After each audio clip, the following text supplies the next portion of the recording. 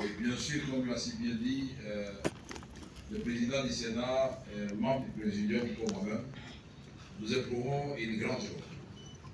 Je lui avais dit que la salle sera débordée, mais dit non, c'est une grande salle où on a toujours organisé des grandes rencontres du gouvernement, on n'a jamais débordé comme ça. Et voilà, je voudrais, avant de dire quoi que ce soit, vous remercier chaleureusement parce que votre présence parle d'elle-même et je crois que le président se trouve maintenant Guémena. On va voir que la grande province orientale, la grande province du Nord Kivu, la grande province du Sud Kivu et la grande province de Maniema sont des provinces qui sont acquises à sa cause et qu'il a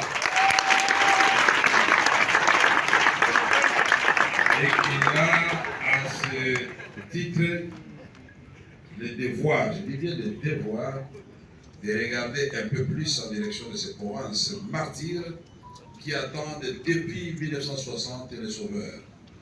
Car il faut dire les choses telles qu'elles sont, les gens de chez nous souffrent plus que les autres parties de la RDC. Non seulement de l'insécurité, de l'injustice, de la guerre d'agression à répétition nous imposée par nos voisins, les Rwandais et les Ougandais. Il faut les citer par leur nom.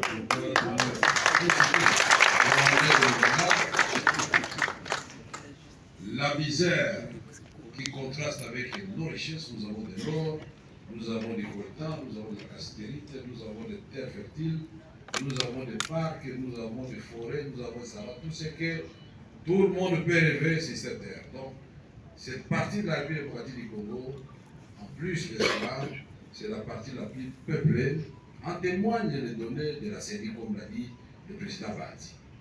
Alors, si nous votons chaque fois pour les présidents qui doivent gouverner notre pays, c'est pour qu'en retour, nos provinces, nos populations bénéficient aussi de la récompense à laquelle elles ont légitimement droit. Aujourd'hui, si on regarde la représentation de la grande province orientale dans les institutions de la République, vous devez dire qu'il y a quelque chose de pas. C'est zéro. On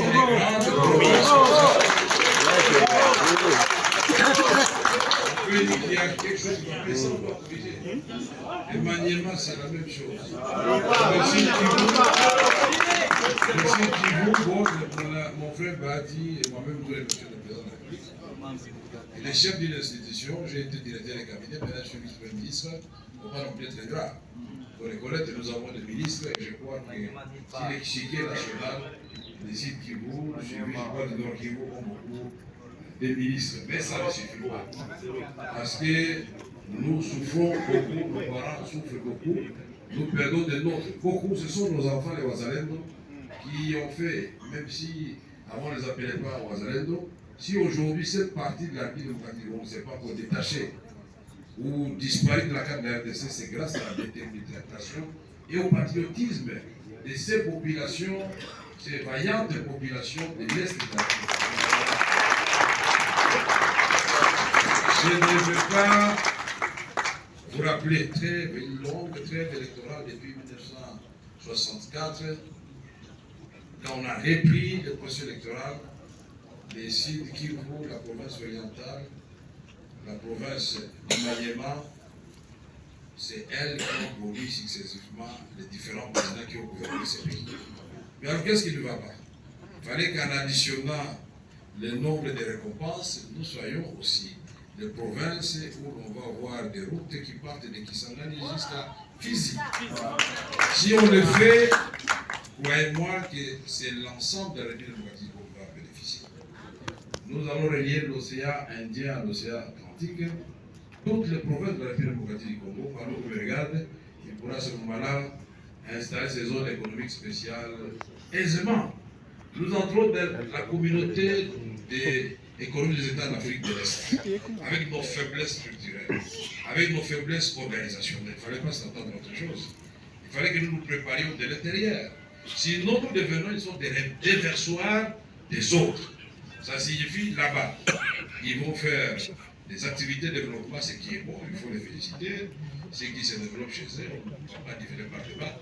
Mais si nous ne nous préparons pas pour que, quand nous mettons ensemble, nous qui sommes grands, Nous qui avons vocation justement de montrer le chemin aux autres, parce que le jour où nous allons lever, tout le monde en Afrique centrale va en bénéficier. Et c'est là justement qu'intervient la différence avec le président Félix Tshisekedi Tshilombo. Puisque Rome ne s'est pas construite en un jour. Les actions, ça commence par les rêves, par la vision. Et on y ajoute la foi et ça devient réalité. Quand vous avez un rêve et vous y ajoutez les actions dans la foi en Dieu, détermination, fixée sur votre objectif, sans vous laisser distraire, puisqu'aujourd'hui ça devient trop compliqué.